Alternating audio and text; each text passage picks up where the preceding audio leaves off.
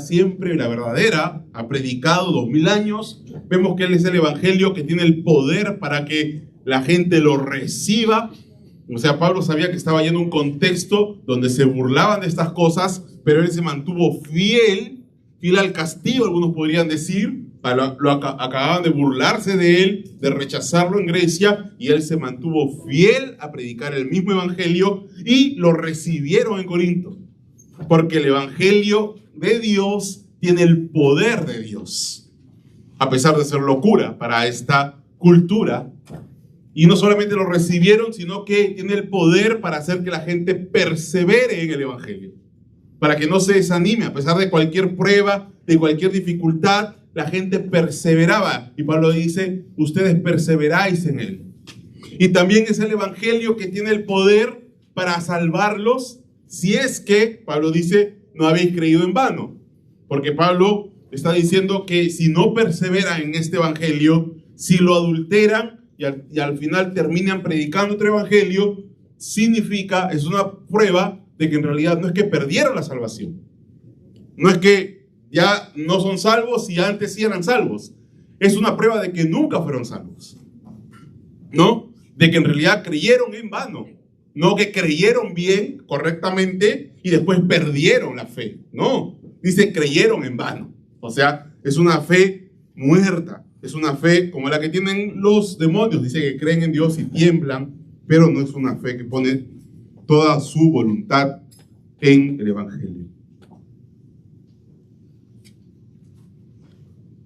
Cecilia Jiménez, voy a hablar de una señora Cecilia Jiménez, una feligresa de 81 años, muy devota y conocida en su comunidad. Comenzó a arreglar, según ella, en su opinión, estaba arreglando un fresco del Ecce Homo, o sea, una representación de Jesús con su corona de espinas. Esta representación de Jesús la había pintado un artista muy conocido y estaba en la columna del santuario de Misericordia en Borja, en Zaragoza, España. Pero por la humedad se comenzó a despintar. Y esta señora, con muy buena intención, pero con poca ciencia, con mucho celo, pero con poco conocimiento, comenzó a tratar de arreglar esta fastuosa, increíble obra de arte histórica, ¿no? Y se dieron cuenta, ella dijo que al final la habían autorizado a hacerlo. ¿Por qué? Porque todos la veían que ella estaba pintando y nadie le decía nada. Porque si no estuvieran de acuerdo, lo hubieran dicho, ¿no? Ella se fue de viaje, la señora, y uno de los descendientes del pintor de esta obra de arte, cuando era la nieta, cuando fue a visitar la obra de arte de su abuelo, se dio cuenta del desastre. Prácticamente este óleo famoso, histórico, pintado por un artista, se había vuelto, en esos momentos ya parecía un anime, ¿no? Una historieta. Lo habían malogrado, lo habían realmente hecho un desastre. Buena intención, pero poca ciencia. Ahora, esta comparación se queda pequeña con cuánto más nosotros debemos confiar, debemos descansar y enfocarnos en ser fieles y no tratar de arreglar, o por falta de fe, o por temor, o porque estamos viendo que no están respondiendo a nuestra predicación como quisiéramos, el evangelio. El evangelio. Y a veces tratamos de alguna manera de forzar o de mover o de aclarar, y al final terminamos más bien modificando algunos detalles. O no tenemos la confianza, no tenemos fe en el evangelio. Y vamos sin fe a predicar el evangelio. Queremos a veces poner alguna ayudadita al evangelio. Así que si la semana pasada vimos que el Evangelio no tiene nada de malo y por eso no lo arregles, hoy día vamos a ver que el Evangelio es de autoría divina. Es de autoría divina. Vamos a ver la autoría, el origen del Evangelio. En Corinto, como en muchas iglesias, estaba pasando lo mismo. Querían arreglar el Evangelio. Pablo tiene que hacerles recordar que el Evangelio, primero que nada, no les pertenece a ellos. No solamente es un Evangelio poderoso para salvar, para que la gente persevere, para convertir, sino que es un Evangelio que no les pertenece. Pablo tiene que hacerles recordar que el Evangelio es divino y tratar de arreglarlo, tratar de adornarlo, tratar de contextualizarlo, adaptarlo, cuando ya perdiendo la esencia. No solo es falta de fe en la sabiduría de Dios, sino falta de fe en el poder y orgullo pretencioso. Y sobre todo es terrible porque no estamos poniendo en riesgo una obra de arte histórica que la vamos a malograr. Estamos poniendo en riesgo la eternidad de la gente. La eternidad de la gente. Y vamos a 1 Corintios capítulo 15, versículo 3. 1 Corintios capítulo 15, versículo 3. Insisto, mis hermanos, es un tema que nunca debemos de dejar de predicarle a los evangélicos. El evangelio tenemos que seguir predicándonoslo. Y más cuando estamos en una fecha como esta. Porque primeramente os he enseñado lo que asimismo recibí. Que Cristo murió por nuestros pecados conforme a las Escrituras, y que fue sepultado y que resucitó al tercer día conforme a las Escrituras, y que apareció a Cefas y después a los 12. Después apareció a más de 500 hermanos a la vez, de los cuales muchos viven aún y otros ya duermen. Después apareció a Jacobo, después a todos los apóstoles, y al último de todos, como un abortivo, me apareció a mí. Si recordamos, mis hermanos, de la semana pasada, este problema, este peligro con la resurrección se da en un contexto en el cual en Grecia se estaba considerando. ¿Me escuchan? ¿Sí? ¿No? Ya se me fue un poco la voz. 1, 2, 1, 2. 1, 2, 1, 2. 1, 2, 1, 2. Muy bien. El evangelio es poder.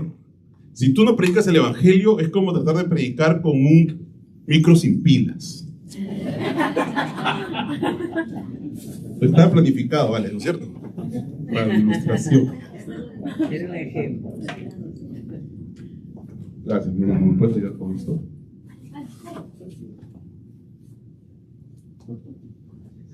Porque el poder del evangelio está en justamente predicar el evangelio genuino, el evangelio correcto. Si nosotros queremos predicar nuestras propias ideas, es donde nos separamos del poder que hay en el evangelio. Y los corintios estaban tratando de hacer eso. En Grecia, ellos aborrecían, lo veían como algo repugnante a la idea de una resurrección física. Para ellos, en su mente, la vida era estar muerto en vida porque estabas en una tumba que era tu cuerpo. El alma tenía que liberarse. Ellos esperaban la muerte como, por fin voy a ser libre de esta tumba que es el cuerpo. Y el evangelio predica que no vas a ser libre, según su concepción de ellos, porque vas a resucitar en otro cuerpo, ¿no es cierto? Solo que era un cuerpo glorificado, por supuesto. ¿Otra vez me lo pongo?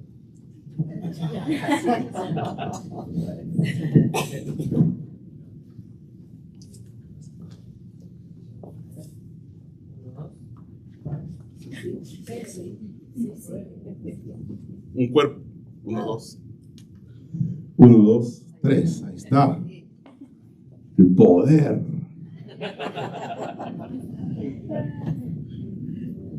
Entonces, cuando nosotros predicamos el evangelio puro, con pureza, mientras más estamos alineados a la palabra de Dios, es como si por supuesto, predicáramos un evangelio que el poder de Dios se va a manifestar de una manera más clara, mayor claridad. Los corintios, al ver que los griegos pensaban que esto de la idea de una resurrección física era ir en contra de toda su cosmovisión, su cultura, ellos más bien decían que lo material era malo, y por eso es que ellos vivían así. Ellos vivían de alguna de las dos formas: o se entregaban al libertinaje total, ¿no? Y voy a vivir la vida loca y no dejar que la vida me viva, ¿no es cierto? O voy a vivir de una manera muy ascética y no voy a hacer nada. ¿Para qué? Porque todo lo material es malo. Entonces, ellos vivían de cualquiera de esas dos formas y eso era su gloria. Eso sobresalían. ¡Hoy qué santo esta persona! ¿Por qué? O porque vivía de una manera muy hedonista, por una concepción y una ideología muy alta, o porque vivía de una manera muy ascética y era qué sacrificado. Entonces, Pablo, con el evangelio, está llegando a trastornar la cultura corintia y a decirles: todo eso no vale, no sirve de nada, no tiene ninguna utilidad, no tiene ningún valor, no eres nada admirable por tu ascetismo ni por tu hedonismo. Y por supuesto, al chocar esto, los corintios, después de 5 años, comenzaron a coquetear, siendo influenciados por el temor o por el anhelo de ser reconocidos, porque es un evangelio que te exponía a que se burlen de ti, a que te maltraten, a que te digan que eres un inculto, un vulgar. Los corintios por eso comenzaron a coquetear con la idea de: vamos a adaptar el evangelio. ¿Y cómo lo adaptamos? Bueno, en realidad no vamos a resucitar físicamente. Vamos a resucitar, o que Cristo resucitó en la iglesia, en la predicación de la iglesia. Cristo está presente en la vida de la iglesia, porque la iglesia es su cuerpo, pero no es que resucitó físicamente. O vamos a resucitar en el sentido de que vamos a ser almas, espíritus puros, libres, viviendo una vida espiritual, o como ahora piensan, ¿no? Muchas iglesias, nuestra meta es llegar al cielo y estar con nuestras alitas en las nubes tocando arpa. Y no. El evangelio es: vamos a pasar toda la eternidad aquí en la tierra, solo que con un cielo nuevo y una nueva tierra, sirviendo al Señor. Por eso es que nuestro cuerpo es importante. Por eso es que lo que hagamos en el cuerpo es importante. Por eso es que tú estar aquí físicamente es importante, ¿no? Y por eso es que congregar es algo físico, y no es que yo puedo congregar desde mi casa, porque es importante lo físico, lo material. Entonces Pablo ya les dejó claro que el evangelio no tiene defectos, ni necesita ser mejorado. Ahora Pablo quiere ser específico y aclarar a qué evangelio se refiere. ¿Qué evangelio se refiere? Y vamos al versículo 3 y dice: porque primeramente os he enseñado lo que asimismo recibí, que Cristo murió por nuestros pecados conforme a las Escrituras. Lo primero que Pablo hace ver es que este evangelio, y este es el primer punto para los que llevan así sus apuntes, que el evangelio es un evangelio divino, no humano. El evangelio es un evangelio divino, no humano. Pablo dice: porque primeramente os he enseñado lo que yo asimismo recibí. Pablo dice: primeramente les enseñé. Estos son los fundamentos. Estas son las clases de verdades fundamentales. Este es el coquito, el ABC. Cuando yo fui a la iglesia, eso fue lo que primeramente les enseñé. O sea, tenemos que regresar a los temas primarios. Tan necios son que tengo que volver a enseñarles las doctrinas básicas. Tengo que ir de nuevo al ABC. ¿Y qué es lo que primero les enseñé? Bueno, les enseñé lo que asimismo recibí. Así que primero que nada, quiero que sepan que esto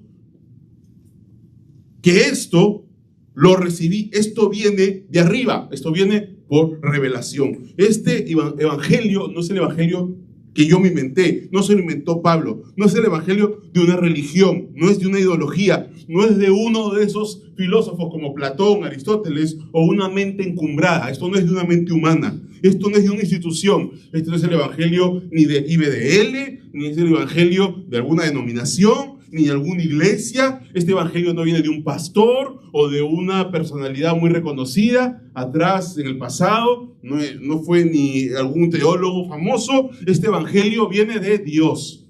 Y Pablo les quiere decir eso. Quiero que entiendan esto. Yo no lo inventé. no lo deduje, no lo investigué, lo recibí. Fue externo a mí, fue ajeno a cualquier mérito propio. Es más, Pablo después va a decir, yo fui el último al cual se le presentó Jesucristo, porque Pablo era perseguidor de la iglesia. O sea, él al contrario, estaba deduciendo todo lo contrario. O sea, él en sus méritos más bien estaba en contra de este evangelio, lo estaba persiguiendo y quería matar a todos los que seguían este evangelio. Así que no es autoría, él no lo dedujo. El término recibí, mis hermanos, es un término técnico que se refiere a que es una tradición autoritativa. Lo recibí. Los judíos usaban así este término. Por eso lo que Pablo está diciendo es, esto es autorizado, yo lo recibí de parte de Cristo y también lo recibí, es posible que aquí se esté refiriendo a que los apóstoles también comparten esta responsabilidad de guardar esta tradición autoritativa, no tradición en el sentido de que es una tradición que viene de la iglesia, sino que es una tradición que fue transmitida de parte directamente de Dios. Por lo tanto, Pablo lo que está diciendo aquí es, ustedes no están siguiendo a hombres, no están siguiendo a Pablo, a Cefas, a Apolos, están siguiendo a Dios. No están siguiendo una religión, no están siguiendo un sistema. Si siguen este evangelio, no me están siguiendo a mí, están siguiendo a Dios. Y eso, mis hermanos, aunque muchos pueden decir que somos pretenciosos y que somos muy cerrados, los hindúes creen que todas las religiones son buenas, todos los caminos llevan a Roma. Los musulmanes dicen que Jesucristo fue un gurú, un profeta de Alá. Todos creemos que no. O sea, solo hay un único evangelio. El evangelio que viene de Dios y no de una religión. Los corintios, por el orgullo, se creían sabios en su propia opinión y habían comenzado a desprestigiar y a deslegitimizar la doctrina dada por Pablo. Ahora, esto era algo común. Si nosotros repasamos toda la epístola a los Corintios, esto es como la línea melódica, ¿no? Es muy importante cuando ustedes lean una carta, hay temas que se repiten constantemente. Y uno de los temas que Pablo bastante repite a los Corintios y tiene implicancias, y tenemos que pensar por qué, es que Pablo tiene que decirles a cada rato, esto yo lo recibí. Por ejemplo, miren en 1 Corintios 11:23. 1 Corintios 11:23. Dice, porque yo recibí del Señor lo que también os he enseñado. Otra vez, yo lo recibí. Que el Señor Jesús, la noche que fue entregado, tomó pan y habiendo dado gracias, lo partió. 1 Corintios 14:37. Otra vez Pablo tiene que volver a reincidir que este es un tema que lo recibió, que viene de Dios, no es de él. Dice, 1 Corintios 14:37, si alguno se cree profeta o espiritual, reconozca que lo que os escribo son mandamientos del Señor. Así que, reiterada la insistencia de Pablo a decir, ya dejen de decir que esto viene de Pablo, que esto viene de un hombre, que eso es una idea humana. Viene de Dios, esto lo recibí de Dios. Y es claro que entre los corintios uno de sus problemas grandes era comenzar a dudar, comenzar a racionalizar, comenzar a tratar la palabra de Dios como palabra de hombres. Y ese es un cáncer, y cuando se mete a la iglesia, y cuando la iglesia comienza a decir, no, esto es algo de la tradición, esto es algo de Pablo, esto es algo de su contexto cultural, que lo ha influenciado demasiado, y quitamos el aspecto sobrenatural. La palabra de Dios es inspirada por el Espíritu Santo, y es verdad que tiene doble autoría, es verdad que Dios usó a los autores, y es verdad que los usó con su personalidad, con su contexto cultural, es verdad que los usó con todo con su bagaje, pero también es verdad que el Espíritu Santo guardó que lo que ellos escribieran fuera lo que Él quería que se escribiera. Porque ahora, mis hermanos, cuando se mete esta idea de que la palabra está influenciada y tiene estas tradiciones, y hay que ver de ahí de todo lo que se dice, qué realmente es lo que se quiere decir. Y no tratamos a la Biblia como un libro sobrenatural, sino que lo tratamos como un libro meramente humano. Ahí comienza la apostasía, poquito a poquito. Los corintios comenzaron a decir: esto es de hombres. Pablo dice: esto yo lo recibí del Señor.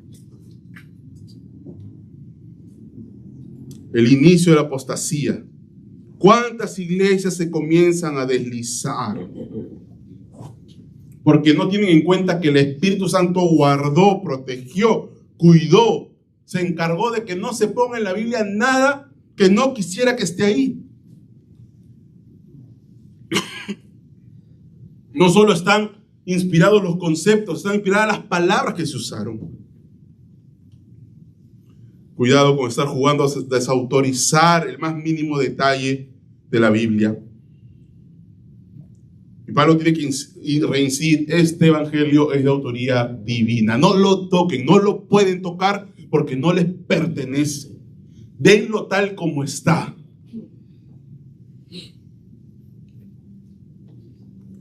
Segundo punto. Entonces, el primer punto es que este evangelio es divino, no es humano. Segundo punto, es el evangelio de la muerte de Cristo. ¿Cuál es este evangelio divino? Es el evangelio de la muerte de Cristo. Y yo sé que esta frase es tan repetida, es tan conocida: Cristo murió. Pero mire lo que dice Pablo: que Cristo murió por nuestros pecados conforme a las Escrituras. ¿Cuánta profundidad, cuánta verdad en esta frase? Miren, el evangelio es que Cristo murió. ¿Qué está diciendo? Que Cristo podía morir. No fue un espíritu, no fue una ilusión, no fue un espectro, no fue un fantasma. Fue alguien de carne y hueso que realmente podía morir. Por lo tanto, era un hombre, era un ser humano. Pero dice: Cristo murió por nuestros, en plural, pecados. Entonces no murió por el pecado de una persona, no murió por un pecado, no murió por mí, dice Pablo, sino por nuestros, o sea, yo y ustedes los corintios. Solo Dios podía morir por más de uno. Solo un hombre podía morir. Solo Dios podía hacer que esa muerte valga por más de uno. Cristo murió por nuestros pecados. Ahora, Cristo murió por nuestros pecados. ¿Qué está diciendo? Cristo murió en nuestro lugar. Cristo murió reemplazándonos. Cristo murió, ¿por qué? Porque nuestros pecados lo llevaron a la cruz. ¿Qué lo llevó a la cruz? No fue tu pobreza, no fue la injusticia, no fue la falta de educación, no fue tu falta de valores. Lo que lo llevó fue tu pecado. ¿Por qué murió? ¿Para hacerte próspero? No, por tus pecados. ¿Por qué murió? ¿Para que seas sano y tengas salud? No, por tus pecados. El motivo, el enfoque del evangelio es: tu pecado se merece la muerte. Tú te mereces morir. Cuando Pablo está diciendo Cristo murió por nuestros pecados, te está diciendo: tienes que morir, te mereces morir. La paga del pecado es muerte. No es religión, no es hacer una peregrinación, no es ser un buen padre de familia, no es ser un buen esposo, no es ser un buen ciudadano. Tienes que morir. Por eso es que Jesús murió por tus pecados. Porque si otra cosa se podría hacer por ti, entonces Jesús hubiera peregrinado a la Meca, o hubiera peregrinado a un monte, o hubiera hecho por ti otra cosa. Pero ¿qué hizo por ti? Murió por ti. ¿Por qué? Porque tenías que morir, porque tienes que morir. Si Cristo murió por nuestros pecados son tan graves que se merecen la muerte. Querido amigo, eres reo de muerte.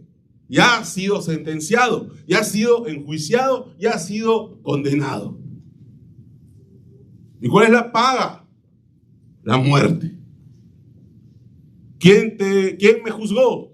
Dios. Así que de repente estás aquí y no te habías enterado hasta ahora que estás condenado y estás yendo camino a la muerte. Ahora, si Cristo murió por nuestros pecados, el problema principal del hombre es el pecado. ¿Cuál es tu principal problema? Tu principal problema no es que te falta de repente dinero, o que te falta salud, o que te falta amor, ¿no? Tu principal problema es tu pecado. Romanos 3:23 dice: por cuanto todos pecaron y están destituidos de la gloria de Dios. Tu principal problema es tu pecado. Si Cristo murió por nuestros pecados, entonces, mis hermanos, no solamente vemos que te mereces la muerte, no solamente vemos que tu principal problema es tu pecado, sino que también vemos que la única forma de pagar por ese pecado es morir. Es morir. No hay otra forma. En Mateo 26:39, Jesucristo, el Hijo de Dios encarnado, en su humanidad, le rogó al Padre si había otra forma. Mateo 26:39, mire lo que dice. Dice, yendo un poco adelante, se postró sobre su rostro, orando y diciendo: Padre mío, si es posible, pase de mí esta copa, pero no sea como yo quiero, sino como tú. Por supuesto, no fue posible. Tuvo que morir. Así que si tú ahorita me preguntas, pastor, ¿habrá algún otro camino? ¿Habrá alguna otra forma en que yo me reconcilie con Dios, en que yo pague por mis pecados? ¿Puedo hacer algo a cambio de todo el daño, de toda la maldad que he hecho? Algunos dirán, bueno, yo no he matado a nadie, ¿no es cierto? Para la Biblia, si odiaste a tu hermano, eres digno de juicio. Yo no he sacado la vuelta nunca a mi esposa. Para la Biblia, si miraste a una mujer con codicia, ya adulteraste con ella. Los pecados no solamente son lo que hiciste, sino también lo que debiste hacer y no lo hiciste, lo que pensaste, si pensaste en tu mente en adulterio, los deseos de tu corazón y también las cosas que debiendo hacerlas no hiciste. Entonces, lo que vemos acá es que la única paga por todo eso, ¿cuál es? Muerte. Muerte. Ahora, entonces, ¿qué es lo que tienes que hacer? Morir. Muere. O sea, lo que te estoy diciendo es que te mueras, ¿no? En un sentido, claro, a mí también me lo han dicho. El evangelio es: Cristo murió por tus pecados. Entonces, solo hay dos opciones: o Cristo muere por ti, o tú mueres por ti. No hay otra opción. Estás en una encrucijada, no hay salida. No hay salida. Acá, delante de ti está el camino de la muerte o de la vida. La vida es que Cristo muera por ti. La muerte es tú mismo muere por ti. Ese es el evangelio. Y Pablo dice, ese evangelio es conforme a las Escrituras. Entonces Pablo dice, este evangelio, así como yo dije que yo lo recibí, este evangelio de la muerte de Cristo, lo vuelvo a reiterar, es conforme a las Escrituras. Es un evangelio divino, no humano.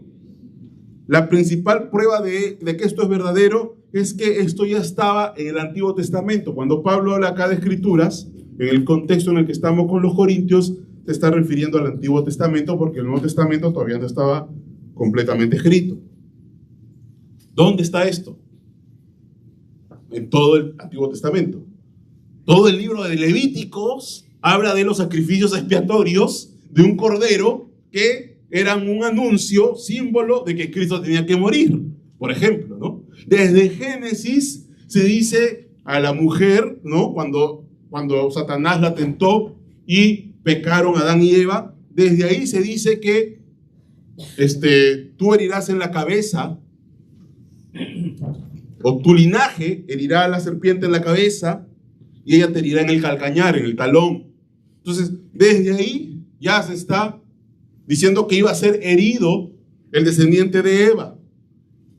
Isaías 53:10, vamos a ver algunos pasajes más claros. Isaías 53:10, esto está en las Escrituras. Con todo eso, ¿estamos ahí? Es importante que ustedes lo lean, ustedes mismos lo vean. No dejen que yo les cuente un cuento, ustedes mírenlo, como los de Berea. Dice, con todo eso, Jehová quiso quebrantarlo, sujetándole a padecimiento, cuando haya puesto su vida en expiación por el pecado. ¿De quién está hablando? Del Mesías, de Cristo. Verá linaje, vivirá por largos días. ¿De qué está hablando? De su resurrección.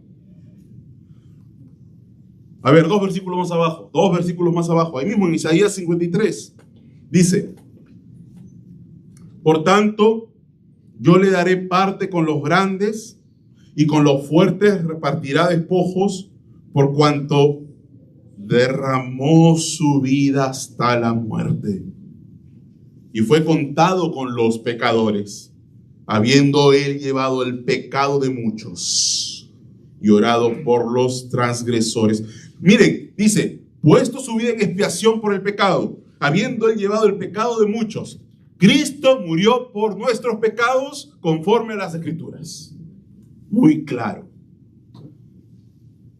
No entendemos cómo los judíos, teniendo todas estas profecías y todo el Antiguo Testamento hablando de que el Salvador, el Cordero de Dios, el Mesías, tenía que morir por sus pecados, rechazaron a Cristo justamente porque iba a morir en una cruz. Lo rechazaron por morir en una cruz. Pablo dice, esto es un escándalo para los judíos, pero este es el evangelio que salva. No nuestros argumentos, no nuestras ideas humanas, sino las Escrituras son la fuente del evangelio. Entonces, mis hermanos, hemos visto dos puntos. ¿Cuál es el evangelio que tiene poder? ¿Cuál es el evangelio que realmente tenemos que predicar? ¿Cuál es el evangelio que tenemos que poner nuestra confianza, nuestra fe, nuestra paz y descansar en que predicando ese evangelio, ahí Dios va a obrar? Es el evangelio que es divino, es el evangelio de la muerte por los pecados, la muerte de Cristo por los pecados. Pero en tercer lugar, es el evangelio de la resurrección. Y esto es lo que muchas personas se saltean, ¿no es cierto? Van de la muerte de la cruz de frente a haz tu decisión por Cristo. Versículo 4, el evangelio de la resurrección. Dice, y que fue sepultado y que resucitó al tercer día conforme a las Escrituras. Entonces Pablo sigue. El evangelio no solamente es que Cristo murió por nuestros pecados, sino que fue sepultado. La resurrección es real. ¿Por qué? Porque fue sepultado. En ese tiempo, si entendemos cómo era la sepultura, ahora Jesucristo, por supuesto, fue sepultado como un rico, en el sentido de que fue sepultado en una cueva que solamente los millonarios en esos momentos tenían, fue embalsamado. Entonces, cuando fue embalsamado, al cadáver lo ponían en una mesa, agarraban su rostro y le cubrían el rostro con un lienzo. Era imposible que estaba vivo, que no se hubieran dado cuenta que seguía vivo. Algunos dicen, no, estaba desmayado, se desmayó. No, que el soldado romano no se dio cuenta que en realidad se había desmayado, creía que estaba muerto y por eso dijo que lo bajaran. Es imposible. El soldado le metió una lanza en el costado y salió agua. Después lo bajaron, lo embalsamaron, le amarraron las manos, los pies, lo metieron al sepulcro. Fue sepultado. Por el procedimiento de la sepultura era imposible que no se hubieran dado cuenta que si estuviera vivo realmente. Estaba muerto. Es lo que Pablo está diciendo. Realmente murió. Estuvo 2 días en la tumba. Y que resucitó al tercer día. Al tercer día recién resucitó. Entonces Pablo dice, el evangelio es que no solamente murió, el evangelio es que resucitó corporalmente. ¿Por qué es importante esto, mis hermanos? Porque si Cristo pagó por tus pecados, ¿a quién le pagó? Algunos dicen, le pagó a Satanás, ¿no? Como si Satanás tuviera poder para negociar con Dios. Jesucristo pagó una pena legal que se había impuesto por la ley de su Padre, de Dios. La ley de Dios. Jesucristo pagó una pena y el Padre, por lo tanto, recibió el pago. ¿Por qué? Porque Dios es el que demanda justicia, porque es su ley. Pero no solamente eso. Dios está irado con el pecador. Alguien tiene que apaciguar, tiene que mediar entre tú y un Dios que está irado contra ti. Es verdad que Dios es amor, por eso tú sigues vivo, por la paciencia que te tiene. Más bien, tú deberías preguntarte, ¿por qué me tiene tanta paciencia? Hace 20 años que no debí nunca volver a levantarme de mi cama. ¿Por qué me tiene tanta paciencia? Dios es un Dios de amor, misericordioso, paciente contigo, pero es justo. Y está irado porque Él no puede responder de manera distinta a nuestro pecado. No puede, Él es santo. Es como si le pidieras al fuego que congelara. El fuego quema porque es su naturaleza. Dios es santo y por eso en su santidad reacciona con ira ante el pecado. No puede reaccionar de manera distinta. No puede negarse a sí mismo. Entonces, alguien tiene que mediar entre tú y Dios y apaciguar esa ira. Alguien tiene que pagar la penalidad que tú tienes que pagar. Tienes una deuda imposible de pagar por ti mismo. La pagó Cristo. ¿Cómo lo sabemos? Porque Cristo el Padre, para evidenciar y hacer público que Él aceptó el pago y que Él estuvo de acuerdo con lo que Cristo hizo, Cristo el Padre lo resucitó a Cristo. Perdón, Dios el Padre lo resucitó a Cristo. Y Pablo aquí dice, y que resucitó al tercer día. ¿Y saben cuál es el problema? En español no se entiende muy bien, pero en el griego está en un modo pasivo, está en voz pasiva. Así en realidad aquí, en otras versiones lo ponen así, debería decir, y Dios lo levantó de los muertos. Lo levantaron de los muertos. No Él mismo se resucitó a sí mismo. Lo resucitaron.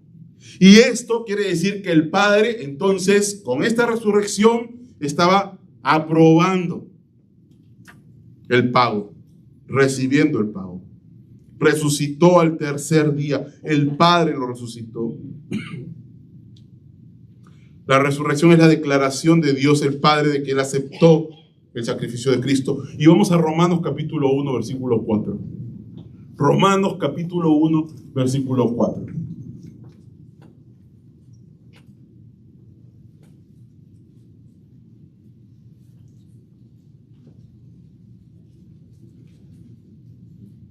Dice que fue declarado Hijo de Dios con poder según el Espíritu de Santidad por la resurrección de entre los muertos.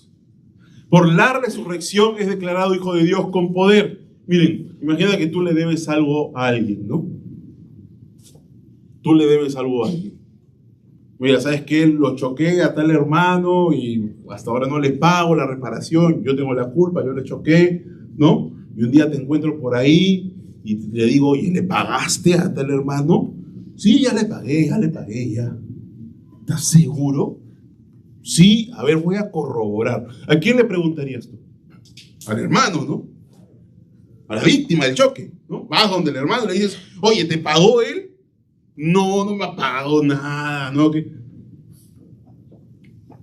O sea, entienden que la resurrección es la evidencia clara de que el Padre está satisfecho por lo que Cristo hizo.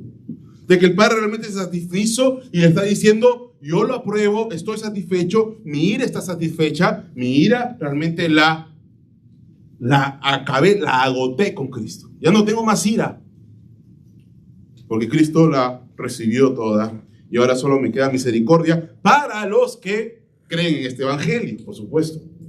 Para los que creen en este evangelio. Por lo tanto, el evangelio es importante que entendamos que es el evangelio de la resurrección. Si Cristo no resucitó, Dios no recibió el pago. Vana es nuestra fe. Mejor estuviéramos ahorita en el cine viendo, pues, no sé, pues, Chavín de Huántar, ¿no? Lo que estén dando ahorita. Pero Cristo resucitó, por eso estamos aquí. Porque Cristo resucitó, entonces vale la pena estar aquí, vale la pena dar nuestra vida por completo para Él. Cristo resucitó. Y Pablo dice que esto, otra vez, parece acá que Pablo no tiene muy buena gramática, ¿no? Porque miren, es redundante. Hay que enseñarle a escribir, ¿no? Porque otra vez vuelve a decir, y que fue sepultado y que resucitó al tercer día conforme a las Escrituras.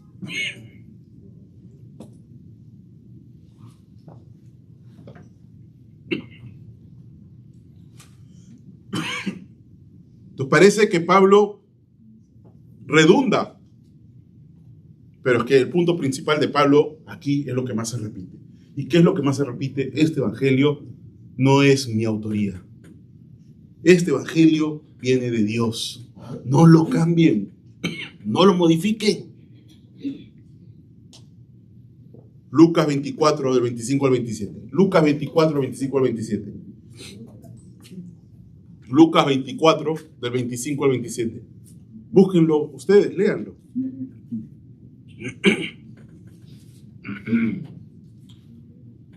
Y Jesucristo se indignó, le incomodó, estaba lleno de celo santo. Miren lo que les dice, le llama la atención a los judíos, dice a los caminantes de Maús en este caso, ¿no? Oh insensatos y tardos de corazón para creer todo lo que los profetas han dicho. ¿No era necesario que el Cristo padeciera estas cosas y que entrara en su gloria? Y comenzando desde Moisés y siguiendo por todos los profetas, les declaraba en todas las escrituras lo que de él decía. Porque los caminantes de Maús, que eran los discípulos de Cristo, estaban dudando, estaban tristes. ¿Qué habrá pasado con Jesús? Por ahí han dicho que han resucitado. Cristo les dice, ustedes deberían estar seguros, deberían saberlo. El evangelio no debió sorprender a los judíos, los sorprendió porque eran duros de corazón. Los judíos deberían haber esperado a un Mesías que moría y que resucitaba, porque era lo que decían las Escrituras. Jonás era un símbolo de eso. Y Jesús le dijo, yo les voy a dar la señal de Jonás, que pasó 3 días y 3 noches en el pez. Y cuando Pedro dio su primer mensaje evangelístico, él dijo, en Hechos 2, del 25, dice, viéndolo antes, Pedro dijo esto a todos los judíos, habló de la resurrección de Cristo, que su alma no fue dejada en el Hades, ni su carne vio corrupción. Está haciendo una alusión a un salmo. Entonces, Pedro les dice, yendo el Espíritu Santo a los judíos, esto está en el Antiguo Testamento, esto está en los salmos. Que Cristo murió y Cristo resucitó no es un evangelio que recién ha salido, que yo, Pablo, lo recibí, ¿no? Como una revelación nueva. Esto es algo que estaba en las Escrituras. Yo lo recibí del Señor, Dios me lo aclaró porque yo lo perseguía, pero esto ya estaba en las Escrituras. Y es la dureza del corazón de los judíos que no supieron reconocer algo que siempre estuvo. Siempre estuvo. Es algo que está en el Antiguo Testamento, desde Génesis. Y este es el evangelio que ustedes quieren cambiar. Es un evangelio divino.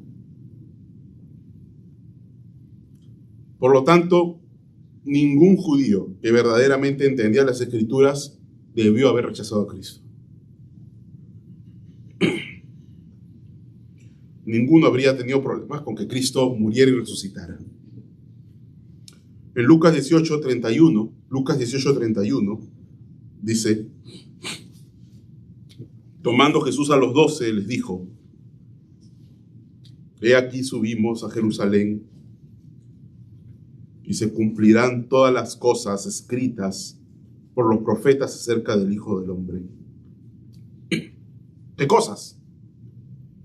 Pues será entregado a los gentiles y será escarnecido y afrentado y escupido. y después que le hayan azotado, le matarán. Y ahí queda, y quedará muerto para siempre. No. Están atentos. Mas al tercer día resucitará. Claro, Pedro dijo, ¿qué? Señor, ten compasión de ti, que no permitas que esto te pase, ¿no? Pedro, siendo su discípulo, no lo entendía, cuánto más los discípulos, los judíos, perdón. Pero Jesús está diciendo aquí claramente, para que se cumplan todas las cosas escritas. Esto es escrito, esta es la escritura. El evangelio no es autoría de Pablo, el evangelio es de Dios, es divino. Ahora, eso es suficiente, no necesitamos más pruebas. Si está en la palabra de Dios es suficiente. Pero Pablo pasa a dar pruebas de testimonios. Y miren la calidad de los testigos. Versículo 5. 1 Corintios 15:5. Y que apareció a Cefas. Es importante, Cefas es Pedro. La iglesia de Corinto admiraba mucho a Pedro. Tanto así que había unos partidarios de Pedro que decían, yo soy de Pedro, yo soy de Cefas. Pedro era una autoridad de la iglesia. Entonces Jesucristo dice, pregúntenle a Pedro. ¿Alguno duda de que Cristo realmente resucitó? Pues pregúntenle a Pedro. Y si no están de acuerdo con que Cristo resucitó, no están de acuerdo con nada más y nada menos que Pedro. Dice, y se apareció a Cefas, y después se apareció a los 12. Ahora, miren la calidad de los testigos, No estamos hablando de cualquier testigo, no es una persona por ahí de dudosa procedencia, son los 12 apóstoles. Los 12 apóstoles, la autoridad de la iglesia, ellos son testigos de que Cristo resucitó. ¿Ustedes no están de acuerdo con los 12? ¿No están de acuerdo con que Cristo resucitó? Entonces, ustedes están fuera. Prácticamente tendrían que decir que esos 12 son unos mentirosos. Siguiente testigo, versículo 6. Después apareció a más de 500 hermanos a la vez, de los cuales muchos viven aún y otros ya duermen. Pablo pensando, de repente acá los corintios van a decir, ¿no? Bueno, pero son solo 12. Ya. La calidad de los testigos son testigos honestos, prestigiosos, reconocidos. Nadie podría negar que son personas intachables en la iglesia, pero si no les es suficiente la calidad, entonces les voy a dar la cantidad. Hubo un momento en el cual habían 500 personas en un mismo lugar. Y Jesús se apareció a esos 500 al mismo tiempo. O sea, si van a dudar de los 12, van a dudar también de 500 hermanos, que 500 hermanos lo vieron al mismo tiempo. Bueno, Pablo, de repente por ahí algunos quizás decía, pero de repente no lo reconocían bien, ¿no? Porque no eran tan cercanos. Miren el siguiente testigo. Después apareció a Jacobo. ¿Quién era Jacobo? Su hermano, que creció con él, ¿no? Ahí en la casa jugaban, ¿no? De chiquitos jugaban de repente bolitas, que jugaban, no sé, ¿no? En ese tiempo que jugaban. Se conocían muy bien. Es más, Jacobo lo rechazó a Jesús antes y después se volvió creyente y no solo se volvió discípulo de Jesús, sino que se volvió una de las autoridades y líderes de la iglesia. Entonces, si Jacobo no lo iba a reconocer a Jesús, ¿quién más? Jacobo, por supuesto, podía dar fe de que era el mismo Jesús. La calidad de los testigos. Y dice, después a todos los apóstoles. A todos los apóstoles. Acá, aparentemente, Pablo está haciendo una distinción entre los 12 y los demás apóstoles, como si hubieran más, ¿no? Recordemos que en ese tiempo a Bernabé se le reconocía como apóstol en el sentido de que era enviado por la iglesia. Entonces hay dos connotaciones del término apóstol, los 12, que son los enviados por Jesucristo, y los que eran enviados por distintas iglesias, y apóstol quiere decir eso, enviado. Entonces Pablo aquí, quizás eso es lo que posiblemente está diciendo, que no podemos ser muy dogmáticos aquí, es que está extendiendo a que además de los 12, a las otras personas que también se les llamó apóstoles, en el sentido de que eran enviados, también ellos pueden dar fe de que Cristo realmente ha resucitado. Ya se me acabó el tiempo.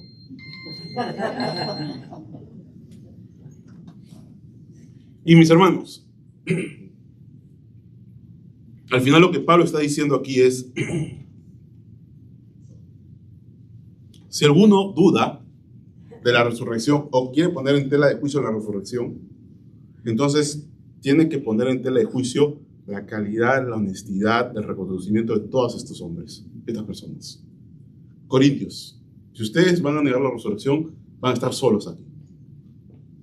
O sea, se separan de los apóstoles, los declaran mentirosos, se separan de Jacobo, se separan de estos 500 hermanos y prácticamente ustedes se separan de la iglesia. No pueden ustedes negar la resurrección o decir que no fue física, que no fue, realmente resucitó en cuerpo y seguir reconociendo a Pedro y a los apóstoles como autoridad. No pueden. Sería inconsecuente.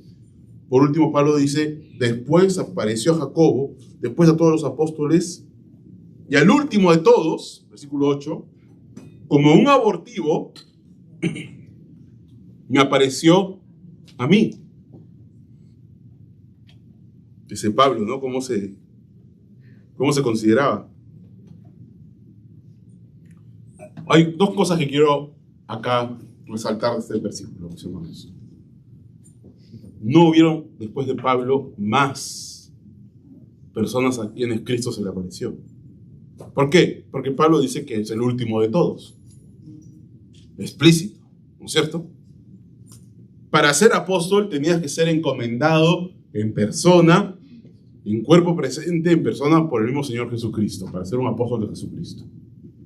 Por eso es que Pablo dice, no soy yo apóstol, no soy libre, no he visto a Jesús el Señor nuestro. En 1 Corintios 9:1. 1 Corintios 9:1 dice, no soy apóstol, no soy libre, no he visto a Jesús el Señor nuestro. Así que Pablo vio a Jesús como lo vieron los apóstoles. Y Pablo recibió la encomienda del Cristo resucitado para ser un testigo de la resurrección, porque los apóstoles eran testigos de la resurrección. Hechos 1:21. Hechos 1:21. Creo que es importante, mis hermanos, aclarar esto, que no hay más apóstoles encomendados por Jesucristo, no hay más apóstoles de Jesucristo. Hechos 1:21.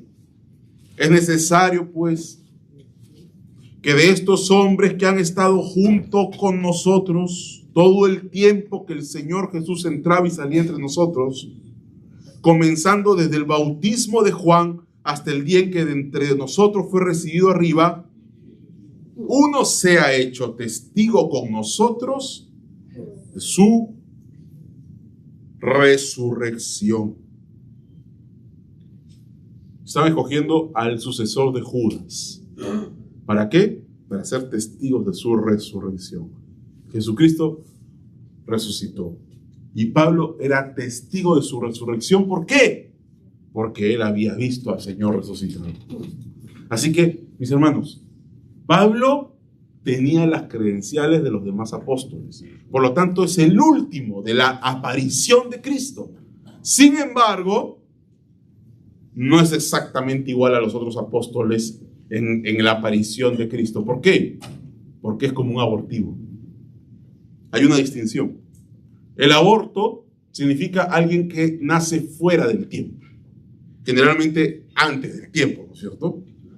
Pablo lo usa acá en el sentido de alguien que ha nacido fuera del tiempo adecuado. Y Pablo dice, yo no soy igual a ellos. ¿Por qué? Primero, porque yo vi a Jesús después de que Cristo ya había ascendido. Uno. Y segundo, porque yo, a diferencia de los demás apóstoles, no era discípulo de Jesucristo cuando lo vi. Jesucristo se apareció a sus discípulos. Y solo se apareció a sus discípulos, a sus seguidores. Al único que le dio la gracia inmerecida de aparecérsele sin ser su discípulo, al contrario, más bien, era un perseguidor a muerte de los cristianos, fue a Pablo. Y por eso es que Pablo dice, yo no me merezco, soy como un abortivo. Porque Jesús se le aparece a sus discípulos y yo no era su discípulo cuando se me apareció. Jesús se apareció durante los 40 días a los apóstoles, durante los 40 días que estuvo vivo después de resucitar, antes de ascender, y a mí se me apareció después de ascender. Por eso a mí se me apareció al último y soy como un abortivo. Pero se me apareció. Pero se me apareció. De alguna manera, lo que Pablo vivió es equivalente y un paralelo a lo que los apóstoles vivieron. Pero la gracia que tuvo Pablo, él la reconoce como una gracia especial. Quiera Dios, amigos, si estás acá, que hoy día también la gracia de Cristo te alcance. Y por medio de la predicación de la palabra tú puedas ver a Cristo. Porque Cristo está aquí. Y en su palabra, de manera objetiva, Él está delante de ti. Un abogado llamado Sir Edward Clarke dijo: como abogado, he llevado a cabo un amplio estudio de las evidencias de los sucesos del primer día de resurrección. Para mí, la evidencia es concluyente. Y una y otra vez he conseguido veredictos favorables en los tribunales, aportando evidencia que no es tan convincente como la que tuvieron los discípulos. La inferencia sigue a la evidencia. Y un testigo veraz es siempre genuino y desdeña lo falso. La evidencia del Evangelio para la resurrección es de este tipo de evidencias. Y como abogado la acepto sin reservas, como un testimonio de hombres veraces sobre los hechos que ellos fueron capaces de sustanciar.